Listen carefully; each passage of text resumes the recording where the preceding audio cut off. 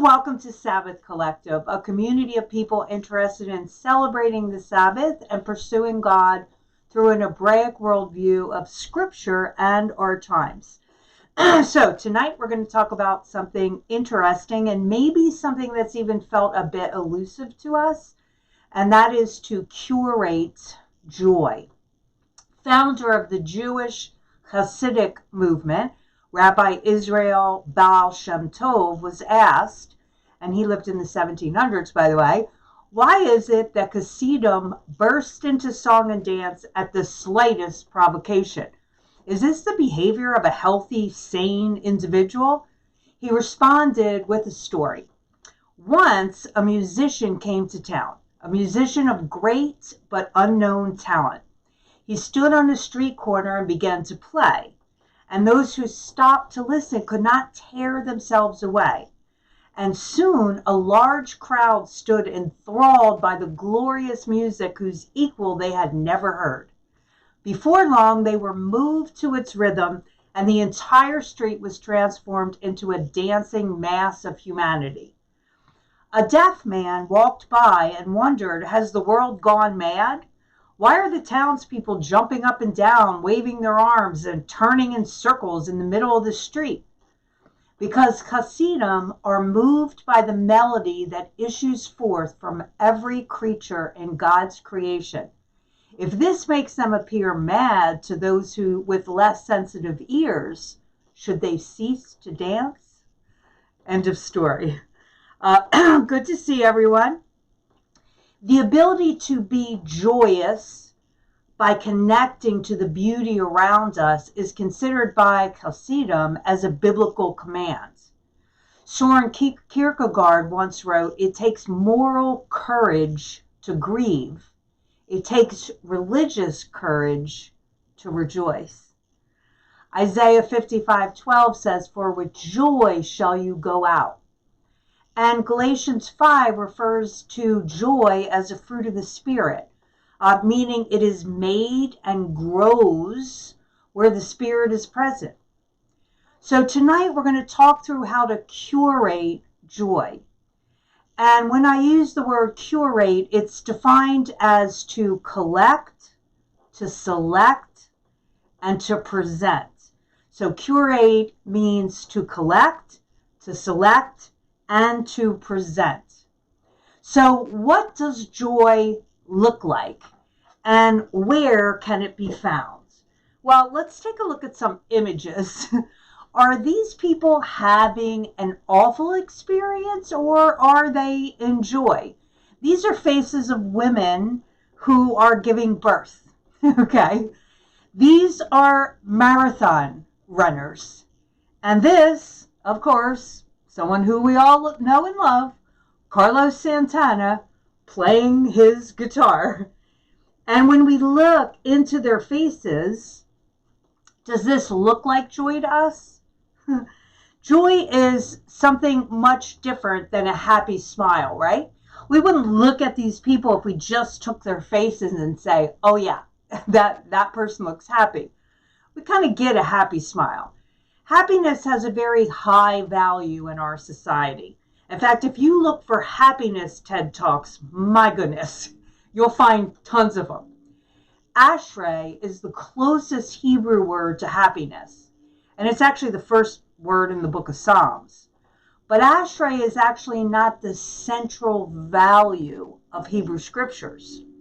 Occurring more than 10 times, in other words, 10 times for the Hebrew word, as opposed to one time for the Hebrew word for happy, ashrei, is the word simcha. So joy, the word simcha in Hebrew, occurs 10 times more than the word ashrei for happy. Now, as we all know, Hebrew words are things. They're tangible, tactile things. The Hebrew language is beautiful like that. It has meaning because when we see the letters, we understand because we can visualize what the word actually means. It's pretty amazing, pretty cool. So let's look at the Hebrew word for joy, which is simcha. So Hey, Aaron, great to see you. Shabbat Shalom. Simcha. So Simcha is made up of 4 letters, and it is the letter Sheen, which means teeth or devour or destroy. So this is a picture. This is an ancient Hebrew pictograph, as most of you know. And this is the first letter, which is an ancient Hebrew pictograph of teeth. So teeth was used for the letter Sheen, and teeth is a thing, and it means devour and destroy. Then it's Mem, and Mem is the picture for water, and that means power and chaos. Then it's Chet, which is a picture of a fence, and that means boundary. And then finally, it's a picture of a person who's looking into. It's the Hebrew pictograph Hey, and it means to behold or reveal. What these letters put together show us, is joy is the revealing of chaos that has been contained. Now, let's think about that for a second. Now, the word simcha has the concept in the Hebrew language as joy, okay? But when we look at these letters, it has a very real image, a tangible image. And what that tangible image means that's connected to the concept of joy, it's the foundation for the concept of joy, is joy reveals that the power of chaos has been fenced in. So this is really kind of an amazing concept. The fact that there's chaos still there, but it's been fenced in. And because it's contained, we can have joy. And that is really all about how we can have joy in the midst of problems sometimes. Hey, Anita, good to see you, honey. Shabbat Shalom, daughter-in-law. Hey, son, good to see you in Taiwan. Great you could join us. So this is really amazing, isn't it? And now we get why happiness may be connected to things or situation, but joy can happen even in the midst, in the presence of chaos, the power of chaos, because the chaos is contained. Rabbi Nachman said, strive for joy, even force joy. So what he's saying here is we can kind of easily sink into sorrow, right? I remember when I was younger, and I used to have bouts of depression, and they weren't like ongoing depression, but it was just dark, and it felt like a gray, wet blanket would literally fall on me, rest on me. And when that would happen, I would kind of let it in. I remember I would let it in, and it felt like I was sinking into sorrow. Or this concept of forced joy, or we can stretch into joy. So joy is more of a stretch. This is my interpretation. Sorrow is more of a sinking. I mean, does that make sense? Do you kind of feel that too? We sink into sorrow, we stretch into joy. During the fall holiday, which, as you know, we've celebrated for many years now, there is a holiday called Sukkot, a biblical festival called Sukkot, which is named the season of our joy. And one of the elements of the celebration of Sukkot, which you'll remember, is a sukkah, which is a kind of tent. It's an open-sided, open-topped tent. And it is lived in, for a lot of Jewish people live in it. Some people just eat their meals in it during the time of Sukkot. So really, the keys, I want you to kind of track with this, the keys to joy are seen in the sukkah. This is the tent. An open heart, which what that means is to good, an open heart to good. In other words, it's a time of connecting to God's provisions in life. This is what the whole purpose of Sukkot, the holiday, is, to connect to the provisions of God in life. And people stay in these tents, in these sukkahs, to remember that. So it involves an open heart. It involves an open door. There's open everywhere in the sukkahs. And that's for others. An open door to others to allow for them to come in and share a meal or visit. and then an open roof, which is always with a sukkah open, because that is open to the heavens. The roof cannot be solid in a sukkah. It must be that you can see through to the stars in the heavens. So, this is interesting. An open heart, an open door, and an open roof. These are the keys to joy. Okay? An open heart. Let's talk about that first. Now, have you ever heard of the Heart Math Institute? Hey, Sissy, great to see you. Hey, Lisa. Very soon with that little one. We're very excited about his arrival. Have you ever heard of the Institute Heart Math? They're really a great organization that has done a tremendous job scientifically studying the heart and the heart's energy. And the heart's magnetic field has a 6 to 10 foot radius outside of the body. Can you believe that? The energy can be measured 6 to 10 feet outside of the body. So, if you are angry, it actually affects the brain waves of those around you. Now, I'm sure you already know this, but this is now scientifically quantifiable, which makes us all say, I already knew that, thank you very much.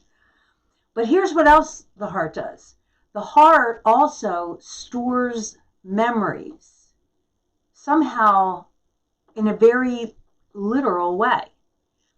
And I'm not going to get into this a lot, and you can research this yourself, but if you've ever read any of those really interesting and documented stories of those people who remembered experiences from those whom they received a heart from.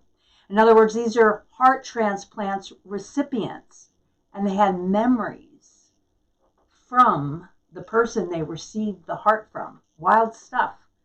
The memories were actually stored in the heart somehow. The heart in Hebraic thought is the actual heart, but it's also the mind, and it's the very being of a person. It's the center of self. When the Bible and when Hebrew literature talks about the heart. So we can, and when we talk about the heart, it's really ground zero for joy, okay, our heart. It's ground zero for joy. It's what kind of holds up all joy, right? It's the foundation. And here's the amazing thing. We can curate, again, the word of the night, curate joy spaces. And the definition, again, of curate, we can collect, meaning we can keep joyful experiences and memories and keep circling back to them so that our heart connects with them. Now, how do you do that? We're all different, but we need to be collectors of joyful experiences and memories. One of the ways that we do it is my son and daughter-in-law and my daughter-in-law's family. We're part of a group where every day I get to see pictures of my granddaughter who is across the globe. Every day I get to see pictures of her grow. And that is a collection of joyful experiences and memories. I feel like I'm learning her little personality because that's a collection. So I want to kind of know how you have your collections. What do you collect? And how do you join your heart, connect your heart to them? So again, curating joy spaces. So collect, the definition of curate, select. And that really requires the eyes of our heart being open.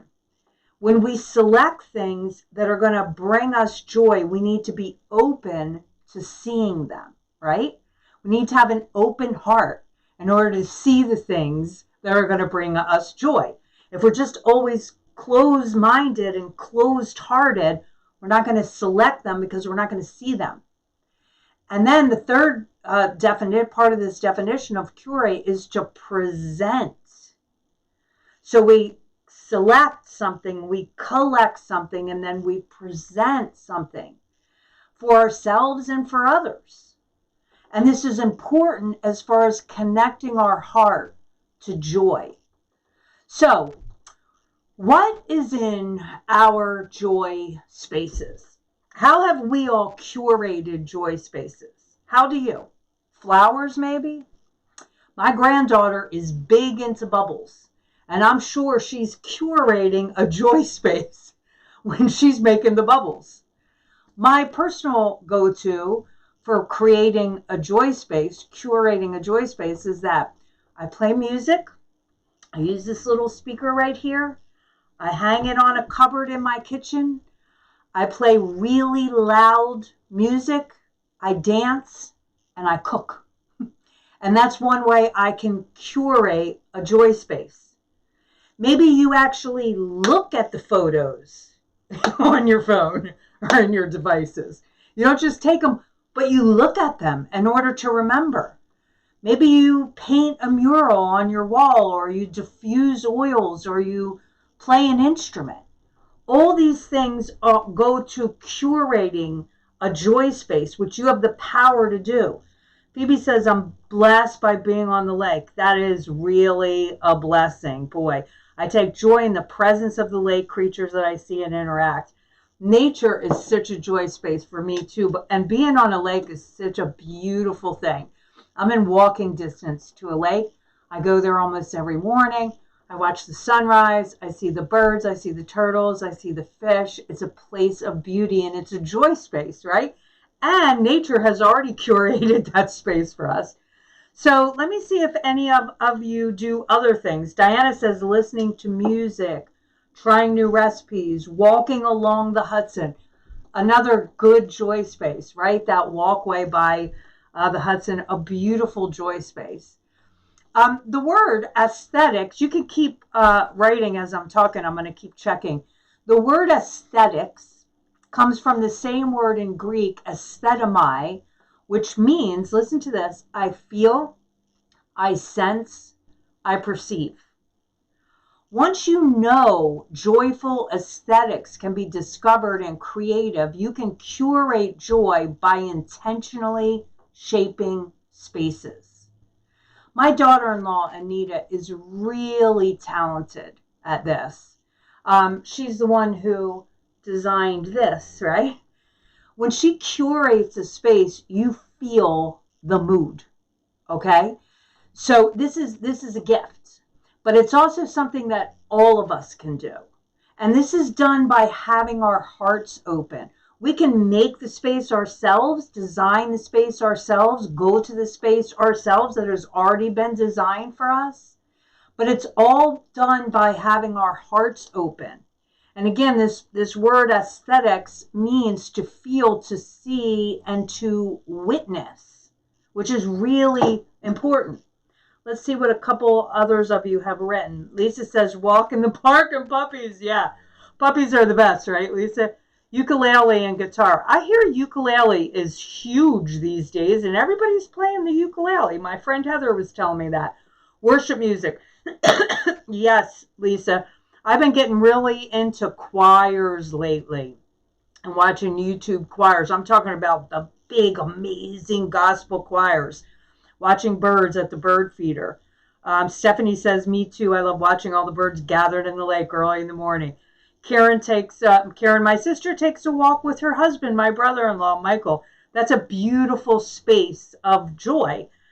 Stephanie says, artwork. That's beautiful. Collected from local artists and places I've visited. You see all the layers in what Stephanie just kind of shared there? It's not just the art, but it's the experience. She went there. She experienced the place, and then it was from a local artist. And so there's all these layers in the curating of that joy, which is really personal and beautiful. Positivity is essential in joy. The art in the book, The Art of Impossible, I've been listening to lately by Stephen Kotler. And he writes that our senses gather 11 million bits of information every second. Did you ever feel like your brain was getting tired? And 11 million bits of information every second, and we sift and sort all of that. and critical bits being the ones that keep us safe. And we've been talking about this a lot, especially in the pressure that we've been all feeling in the pandemic. So I've really been talking about this a lot because we have to understand what's happening in the brain. But again, the amygdala is always hunting for danger. It's trying to keep us alive. And since we all feel a bit of a heightened sense of that, it's going to be even more scanning for danger. So our brains see negative easier, quicker, and more than our brains see positive. But the University of California, Berkeley found that we take in 9 bits of negative, dangerous information for 1 positive bit. Now, that's a lot of negative coming in, right? And when we tuned into the negative, which is kind of a design of the brain, so it's a little bit of a thing, we can miss the positive and only see the negative, right? This is just what happens as a function in the brain. So according to Dr. Barbara Fredrickson, it takes 3 positive experiences to offset 1 negative experience. 3 to 1. 3 positives to 1 negative, which is why it's so important that we guard what we allow through the gates of the eyes and the ears, right? So important. Now, if this is the case, does that mean that we just ignore pain? Pain in the world now, pain in our communities, our own personal pain? A lot of times people are nervous right now to talk about joy because they think that it would mean ignore the issues at hand in our world. But no, because again, as we talked about in the beginning, the word pictures for joy show us that joy comes because chaos is still there, but it has boundaries. It has a fence, okay? So do we ignore pain? No, we do not. Do we shut ourselves off from pain or others? No, we do not. We don't go to sleep. We stay woke. This is not an either or question though, right? This is not Western way of looking at things, joy. It is both and. It is a both and lifestyle. And for our longevity, we're really going to have to learn, as the rabbi said in the beginning, to stretch into joy. It's very important. Psalm 126:5 says, those who sow in tears will reap with cries of joy. Those who sow in tears will reap with cries of joy. There's crying, there's tears, and joy at the same time. To not fear sorrow as our enemy to joy is to connect, even to embrace the pain. It's why this word picture, it really hit me when I was preparing for this. It's so timely, right? It is the life of contrast that we lead, that we people of faith lead. So let's use a very simple example. You just met someone and you are really interested in this person, and this person seems really interested in you romantically. And at the same time, you still remember the heartache of losing your ex, right? Same time. There is a time to cry and a time to laugh and a time to mourn and a time to dance, Ecclesiastes 3:4 says. But it really, in this concept of joy, can happen all at the same time, which is what we really need to understand. Hey, Andrew, great to see you. So, with all of our experiences, we practice integration. Now, Jim asked me last week, hopefully Jim will catch up and watch. I don't see him today. Maybe you're here today, Jim. But Jim asked me last week, can you elaborate on this concept of integration? So let's look at this. With all our experiences, we practice integration. So the good, the bad, and the ugly. We practice integration. Integration means combining into a whole. So all of it gets combined. Not disassociation. Disassociation means distancing from. Or homogenization. Homogenization is a reduction in diversity. So homogenization is what they do when they make milk, right? And they take the milk and they take the fat and they squeeze it through this sieve so that everything is uniform. Everything is the same. And no longer can the fat, which is good, separate from the milk, which is also good. So you don't have two good things anymore, which is the natural state of milk. Now you have a new thing, and it's a reduction of diversity. That's what homogenization is. Reduction of diversity is when churches say, I don't see color and I don't think it's of Christ when we talk about racism. What they want is a homogenization, which is a reduction of diversity. Okay? Disassociation is putting the pain away in the back of a closet somewhere. We don't want to look at it. But integration is using everything that you know, everything that you've seen, everything that you've experienced, everything you've felt, and joining it all together without losing the distinct properties of all of them. I have deep pain and I have soaring joy. And sometimes I have both at the same time. Sometimes one's a little smaller and one's a little bigger.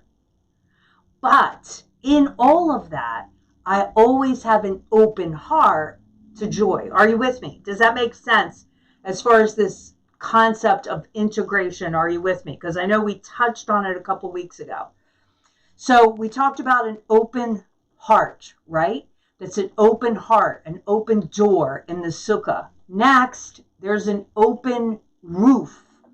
And the open roof is to see God working. So in the sukkah, in the tent, sometimes they have a little lattice work up there, but basically you have to have enough cracks, enough holes in the roof to be able to see the stars. So again, we're likening joy to what we see open in the sukkah, in the tent. There's an open heart, an open door, right? There's an open roof. And the open roof is in order to see the heavens, to see God. Now, our friend Andre Henry recently told me a story. I spoke with him last week. And he was telling me a story of when he was in Jamaica. So he's gone to Jamaica, and it looks like he's going to make this his home base. And he realized that when he was in a computer store, he's in the States now, but he's going back.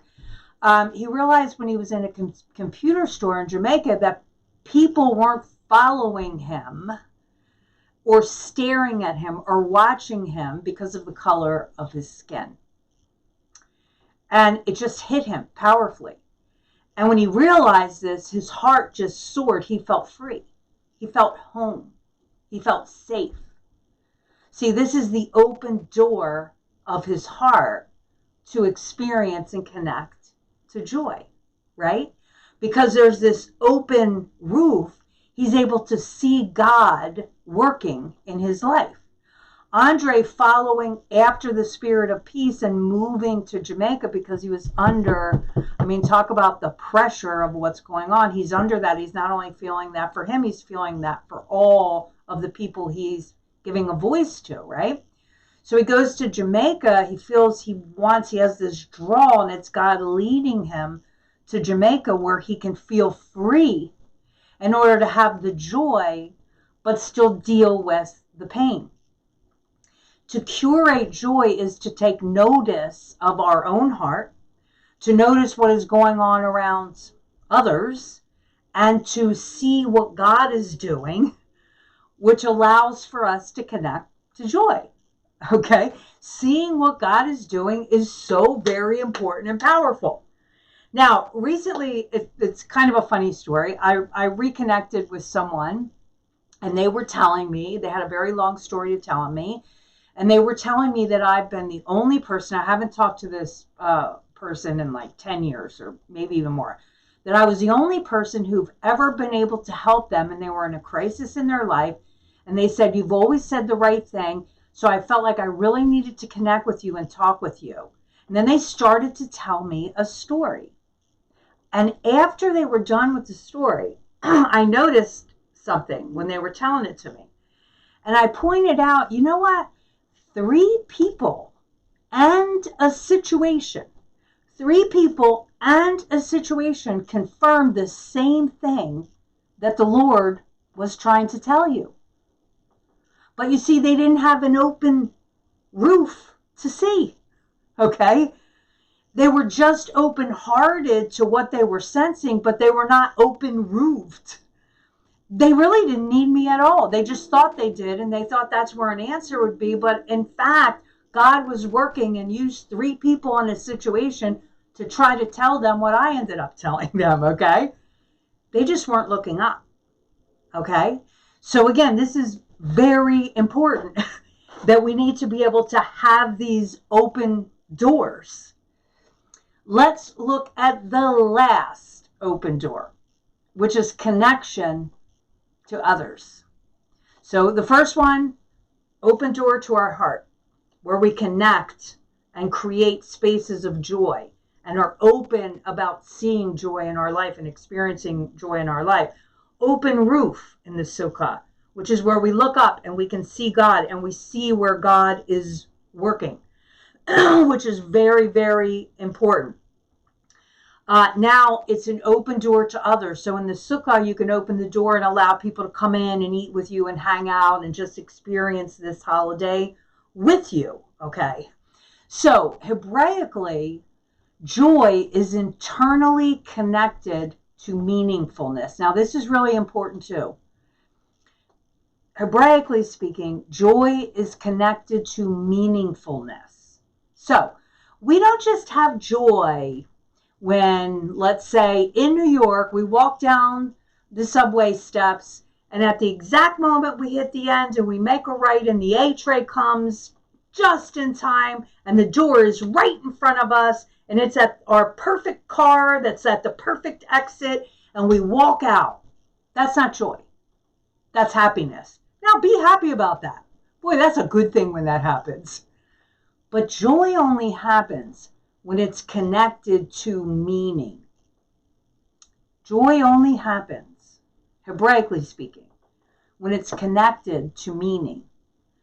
When I go to my farmer's market, my local farmer's market in downtown Tampa, and I see a farm in the middle of a city using organic practices and humane treatments of animals, and this farm is in the middle of a marginalized neighborhood, a food desert, where most of the people don't have cars and can't get to the grocery store.